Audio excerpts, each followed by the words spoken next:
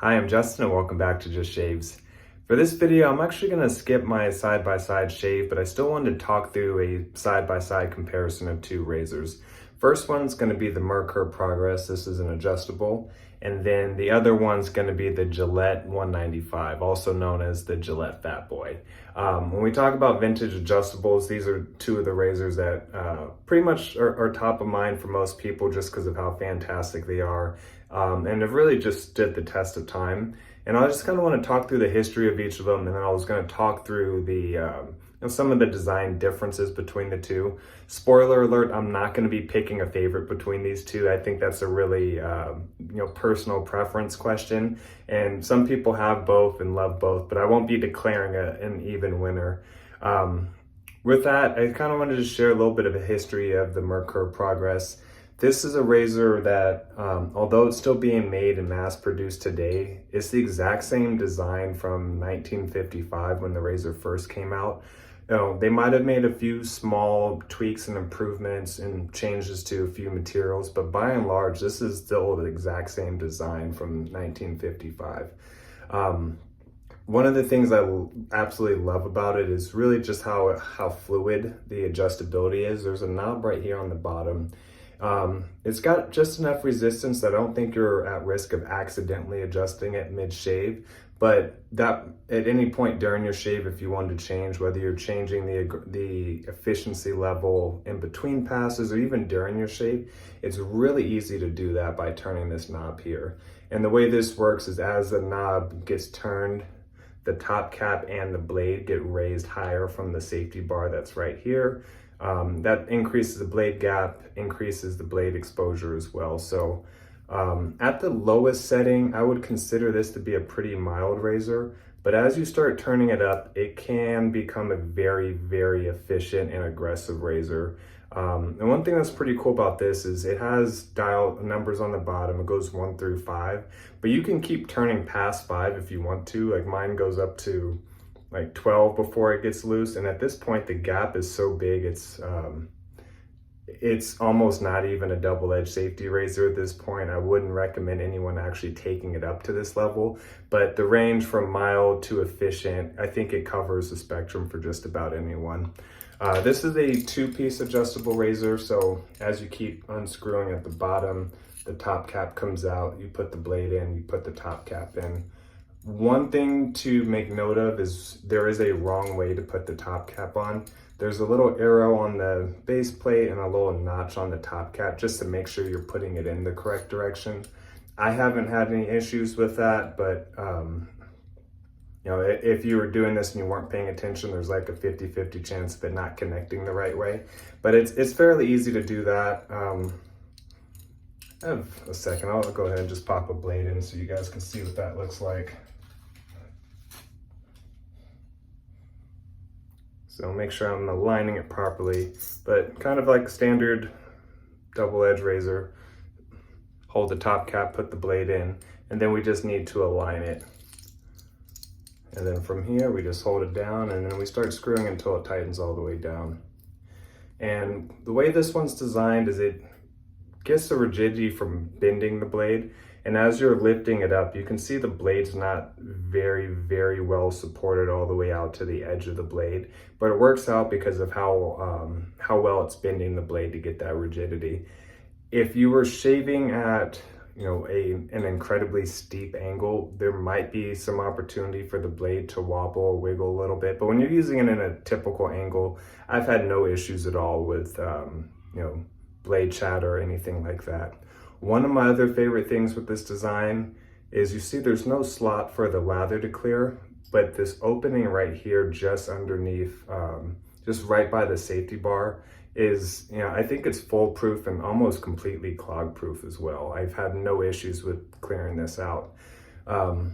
This particular razor, this is the Progress 500, which is the shorter handle. I personally like shorter handled razors. They also make the 510, which is the same razor, just comes with a longer handle. For myself personally, this is one of my favorite overall razors. I have some higher end ones that I use a little bit more often, but this is actually my go-to travel razor, really just because of the flexibility it has. Like, whether I'm shaving the following day or I'm putting 3 days in between my shaves, this razor always works for me. And also with how big the lather channels are, like I know when I'm on the road, I sometimes don't get the perfect mix of, soap and water. And sometimes my lather gets a little thick. This one has no issues with that at all. So this is a razor I really love and highly recommend. Some of the common complaints, some people complain about the handle being too slick. I haven't had any issues with that, but you can absolutely dry your hands while using it or put some alum on your fingers to help with that. Another common complaint, some people don't like the look of this this kind of cream knob at the bottom. I think it looks awesome personally, but there is an adjustment you can make to it. Like, you can take this piece out and buy an aftermarket piece. They refer to that as the Merkur, so you can take this off and swap it out for like a brass one to add a little bit more weight and change the look of it. But that's pretty much it in a nutshell. Again, one of my overall favorite razors, capable of being very mild, but just as quickly can be as efficient as anyone could ever need. So I'll pause right here and I'm gonna pull up the Fat Boy now. Gillette Fat Boy, I forget the date code on this one, but the Gillette 195, aka the Fat Boy, was made for a handful of years. It was made from 1958 to 1961 or 62. And then after that, they transitioned over to making the Gillette Slim, which from all the research I've done, I haven't tried the Slim personally, I just have this one Fat Boy, but most people that have had both said that the shaving characteristics are very similar. What changes, the main change anyways, is with the handle. So this has a shorter, thicker handle, part of the reason why they call it the Fat Boy. The Slim has a longer and thinner handle, so that's going to be one of the main differences there. I know that during the manufacturing process, they tweaked some things, jumping to the Slim to kind of make it a little bit easier for them to manufacture, but I don't know if that ended up impacting, the overall shave of the razor itself. And after the Slim, they went on to making the super adjustable, which I haven't used either. That one ended up being from, I think I jotted down. So Slim was like 1961 to 1968, so like 7 years, whereas this one was made only 3 or 4 years. And then the Gillette Super Adjustable was made for like 20 years after that. Aside from the handle being different with the Slim or the Super Adjustable, I feel like the design and the mechanism for making it adjustable is relatively the same. One thing is, if you're trying to buy one of these, you just have to be mindful of the price. I wouldn't recommend hopping onto eBay to go buy used vintage razors unless you know what you're looking for and what the pricing should be. These are typically going to cost more than the Gillette Slims, mainly because these are kind of like a collector's item. A lot of the hobbyists rave about this, so everyone tries to get their hands on one. And then it was also made for less years than the Slim was made. Therefore, kind of supply and demand, a lot of people are going to be charging more for these just because there's few of them out there. If dollars were an absolute concern, make sure you're spending your time shopping. Don't just buy the very first one that pops up. And then you can also consider getting the Gillette Slim, because you'll get very close to the same shave, but at a little bit cheaper. I won't say brand new, but a lot of mint condition ones, people charge well over $100 for these. Typically, used ones should be in like the $50 to $100 range. This particular one I bought used, there are some cosmetic faults to it, but I was just really glad to get my hand on one that was still fully functional. So I mentioned how the blades get loaded into the Merkur Progress, and I'm actually going to pause to do that with the Fat Boy. So let me pop the blade out of this Progress real quick.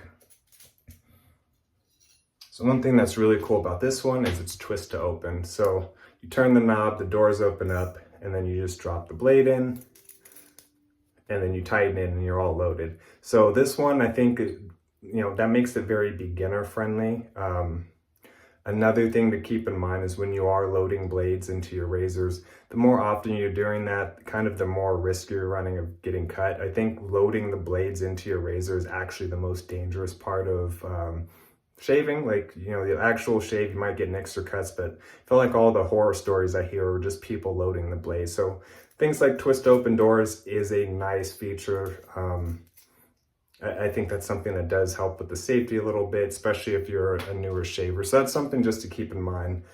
How to adjust it, you are going to loosen the doors just a little bit, and there's a knob right here at the top. And instead of being fluid like the Progress, there are steps that you have to turn it to, and it clicks into place. And it goes 1 through 9 with half steps in between. And having used this, I feel like a lot of people consider this to be on the milder end. However, you know, if you turn it all the way up to 9, I think that's going to be enough razor for most people. You know, there might be, you know, 5 to 10% of shavers out there that are going to want even more aggressive than what this can offer at level 9. But for the average person, I think it absolutely is going to be enough razor. Conversely, with the Merkur Progress, it's going to be enough razor for anyone, just because you can continue opening up the efficiency. And that was kind of what I wanted to highlight here. Another thing with the Progress I mentioned, with it being still mass produced, like you can just go out and just buy a new one. Like you don't have to worry about trying to track one down on eBay or worrying about the condition. You can get your hands on a new one. This particular one ended up costing me $70 brand new, and it came with this awesome travel case. So this is actually my travel setup. It's got a couple slots for blades, and I just dumped the whole razor in here and put it in my go box. I'm trying to see if there's anything else I wanted to highlight. A couple other comparisons. Weight, this one comes in around 91 grams. The Fat Boy came in at 80 grams. Really can't lose with either of these. This one's just really awesome because you know exactly what you're getting. You're getting a brand new razor, even though it was designed, you know, 70 years ago.